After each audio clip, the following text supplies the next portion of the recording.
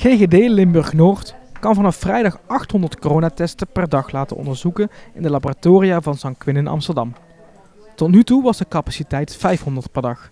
Dat is donderdag tijdens een persconferentie in Venlo bekendgemaakt. Vanaf morgen gaan we exclusief samenwerken met het laboratorium van Sanquin in Amsterdam. En kunnen wij opschalen tot 800 testen per dag. Is dan ook de uitslag sneller beschikbaar? Het laboratorium heeft binnen 24 uur na ontvangst van het monster de uitslag beschikbaar. En dan is die ook zichtbaar voor de persoon die zich heeft laten testen. Wat er gaat veranderen is dat wij een nog groter beroep gaan doen op de eigen verantwoordelijkheid van mensen die besmet zijn geraakt met het coronavirus. We gaan hen vragen om daar waar dat passend is, zelf de mensen te informeren waarmee ze in contact zijn geweest. Doet hij dit omdat hij te weinig capaciteit heeft?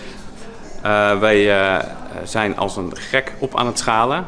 We lopen daarmee ook voor op schema en voor op de afspraken die we met de minister hebben gemaakt. Wat we merken is dat het coronavirus zich niet aan het schema houdt.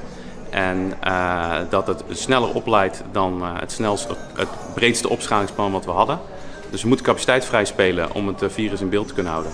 Nu er meer testen beschikbaar zijn, verandert natuurlijk niks aan de maatregelen. Nee, testen en bronnencontactonderzoek is niet een verzekeringspolis. Mensen moeten zich houden aan de maatregelen.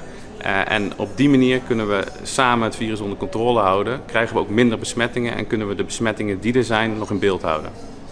Als mensen meer willen weten over de GGD, de mogelijkheden testen, waar kunnen ze terecht? Ja, dan kunnen ze terecht op de website van de GGD Limburg Noord.